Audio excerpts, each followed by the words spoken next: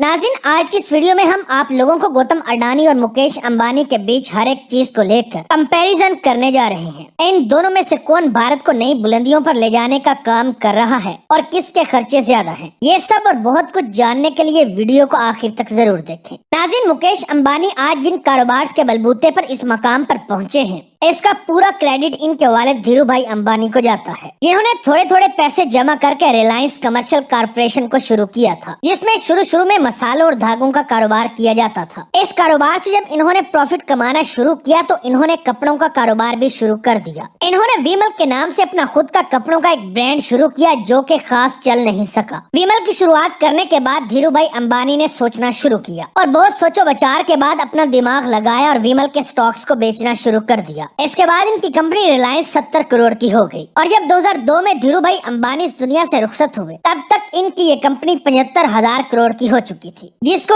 आगे ले जाने और तरक्की देने का काम मुकेश अंबानी ने शुरू किया। यही वजह है कि आज ये भारत के साथ साथ एशिया के अमीर तरीन शख्स हैं, जबकि ये दुनिया के 10वें अमीर तरीन इंसान हैं, क्योंकि इनकी कंपनी रिलायंस अरबों खरबों रुपए मालियत की है। नाज़रीन, मुकेश अंबानी को तो कारोबार अपने वालिद से विरासत में मिला था, मगर गौतम अडानी के साथ ऐसा बिल्कुल भी नहीं था, क्योंकि आज ये जिस मकाम पर हैं अपने खुद के दम पर हैं। एक वक्त ऐसा भी था जब गौतम अडानी घर घर जाकर साइकिल पर कपड़े और साड़ियां बेचा करते थे। तब इनकी उम्र 16 साल थी, मगर इसके बाद महज 30 से 35 सालों में इन्होंने इतना बड़ा एम्पायर खड़ा कर दिया कि देखने वाला दंग रह जाता है। बहुत ही कम लोग ये बात जानते हैं कि गौतम अडानी के पास इतने भी पैसे नहीं थे कि ये अपने लिए एक नई बाइक खरीद सके, और ऐसे में अपने दोस्त के स्कूटर के पीछे बैठकर सफर किया करते थे। इसी काम के दौरान एक दिन अडानी अपने घर से महज 10 रुपए लेकर मुंबई निकल आए और एक हीरो के व्यापारी के पास काम करने लगे। मगर फिर कुछ अरसा के बाद इनके भाई ने इन्हें वापस अहमदाबाद बुला लिया और ये प्लास्टिक फैक्ट्री में काम करने लगे। काम करने के साथ साथ बचत करते करते 1988 में इन्होंने महज चंद टकों से अडानी इंटरप्राइजेस की बुनियाद रखी और अपना इम्पोर्ट एक्सपोर्ट का बिजनेस शुरू किया, और देखते ही देखते चंद ही सालों में इनके कारोबार को पर लग गए। गौतम अडानी का पैसा और शोहरत इतनी ज्यादा बढ़ गई थी कि साल 1998 में इन्हें फेरोती के लिए अगवा कर लिया गया था, मगर बाद में ये किसी तरह छूट गए और आज ये ग्रीन एनर्जी और रियल एस्टेट से अरबों रुपए छाप रहे हैं। गौतम अडानी और मुकेश अंबानी के बीच टॉप पर बने रहने की जंग पिछले कई सालों से चल रही है, जिसमें कभी अडानी आगे हो जाते हैं तो कभी अंबानी। इनके बीच का ये खेल इनकी ओन की गई कंपनीज के फायदे पर इन्हसार करता है। मौजूदा वक्त में जहां मुकेश अंबानी 11 बड़ी कंपनियों को ओन करते हैं, तो वहीं गौतम अडानी भी 10 कंपनियों के मालिक हैं।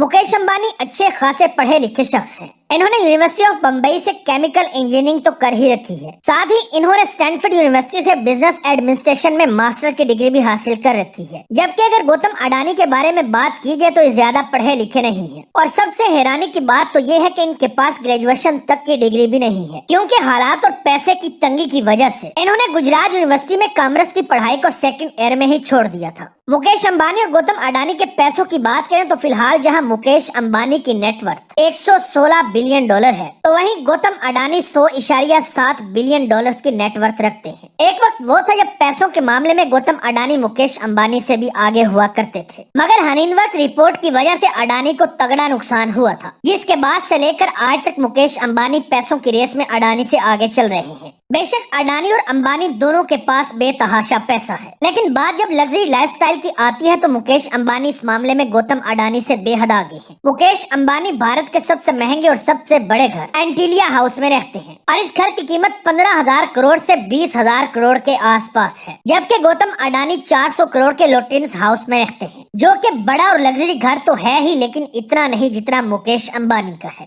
कार्स कलेक्शन पर नजर डालें तो जहां गौतम अडानी के पास BMW 7 series, range Rover autobiography, Rolls Royce ghost EWB, Ferrari California, Audi Q7, Mercedes Benz S500 जैसी बेशुमार करोड़ों की गाड़ियां मौजूद हैं, तो वहीं Mukesh Ambani Rolls Royce Cullinan black badge, Mercedes Maybach S680, Rolls Royce Phantom EWB, Mercedes Benz S600 guard, Ferrari SF90, Lamborghini Urus, Range Rover Autobiography, Bentley Bentayga, Mercedes Maybach S580 और मर्सिडीज बेंज G63 AMG जैसी बेशुमार luxury, जिनकी कीमत करोड़ों में नहीं बल्कि अरबों रुपए में है। सिर्फ इतना ही नहीं, मुकेश अंबानी के पास 33 करोड़ रुपए का the falcon 900EX private jet भी है, जबकि इसके अलावा ये 240 करोड़ का एयरबस A319 प्लेन भी ओन करते हैं, जो कि इन्होंने अपनी बीवी नीता अंबानी को तोहफे के तौर पर दिया था। गौतम अडानी के ऊपर नजर डाली जाए तो आप लोगों को बताता चलूं कि गौतम अडानी भी मुकेश अंबानी से किसी तौर पर कम नहीं है। इनके पास बीच क्राफ्ट, एक होकर और एक बम्बार्डियर एयरक्राफ्ट मौजूद है, जिसका इस्तेमाल ये लोकल और इंटरनेशनल दोनों सतह पर करते हैं। जब बात महंगे तरीन गिफ्ट्स की आती है तो इस मामले में मुकेश अंबानी सरे फहरिस्त नजर आते हैं, जिन्होंने अपनी बीवी को करोड़ों रुपए का प्लेन और नेकलेस तो गिफ्ट किया ही है, बल्कि इसके साथ साथ ये अपने खानदान के दीगर लोगों को भी महंगे तरीन गिफ्ट्स देते रहते हैं। कहा जाता है कि इन्होंने अपने वर्कर्स को भी लग्जरी गाड़ियां गिफ्ट की हुई है। इसके अलावा मुकेश अंबानी ने अपनी बेटी ईशा अंबानी की शादी में 700 करोड़ से भी ज्यादा का खर्चा किया था, जिससे ये शादी भारत की सबसे महंगी तरीन शादी बन गई थी, जिसमें बॉलीवुड के बड़े बड़े स्टार्स ने डांस किया था, साथ ही मेहमानों को खाना भी सर्व किया था।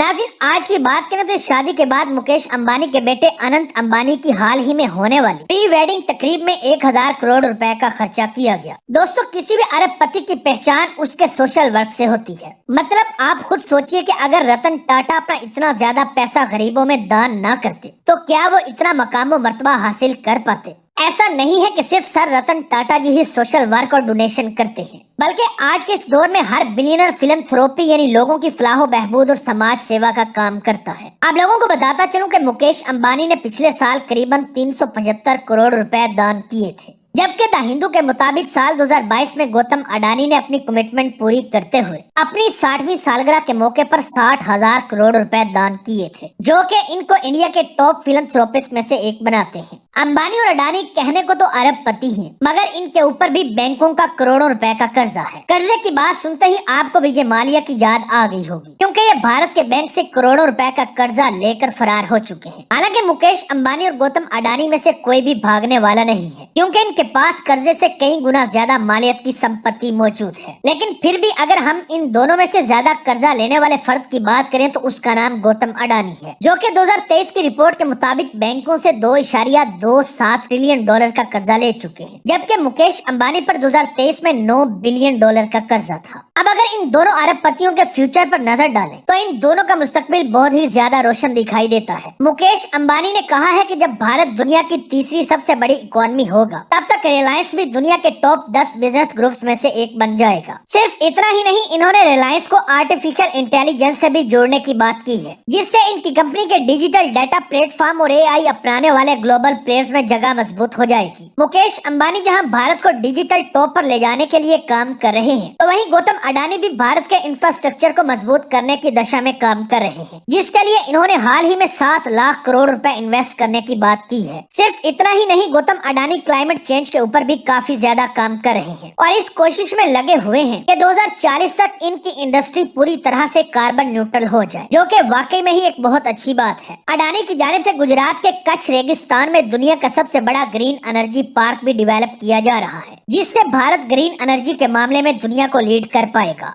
नाज़रीन, मुकेश अंबानी और अडानी के दोनों के बिजनेस से सिर्फ इनको ही फायदा नहीं होता, बल्कि इससे भारत को भी बहुत फायदा होता है, क्योंकि जब कंपनीज एक्सपेंड होती हैं तो इनमें जॉब्स निकलती हैं। और साल 2023 के एक रिपोर्ट के मुताबिक मुकेश अंबानी के रिलायंस ग्रुप के अंदर तकरीबन 3,90,000 एम्प्लॉयज काम करते हैं, जबकि गौतम अडानी के अंडर तकरीबन 23,000 एम्प्लॉयज काम करते हैं। इस रेशो को देखते हुए जॉब जनरेशन के मामले में मुकेश अंबानी अडानी से काफी आगे है। इतने सारे पॉइंट्स जान लेने के बाद अब सवाल ये पैदा होता है कि आखिर इनमें से कौन ज्यादा आलीशान जिंदगी गुजार रहा है और कौन भारत की तरक्की के लिए ज्यादा काम कर रहा है। जहां तक बात आलीशान जिंदगी की है तो साफ तौर पर समझ आ रहा है कि मुकेश अंबानी इस मामले में अडानी से काफी ज्यादा आगे हैं। अब अगर भारत की तरक्की के लिए बात की जाए तो ये दोनों ही अपनी अपनी जगह अपने मुल्क के लिए काम कर रहे हैं। तो नाज़रीन, उम्मीद है हमारी आज की ये वीडियो भी आप लोगों को जरूर पसंद आई होगी। वीडियो अच्छी लगे तो दोस्तों के साथ फेसबुक, व्हाट्सएप और दीगर सोशल मीडिया साइट्स पर भी शेयर करें।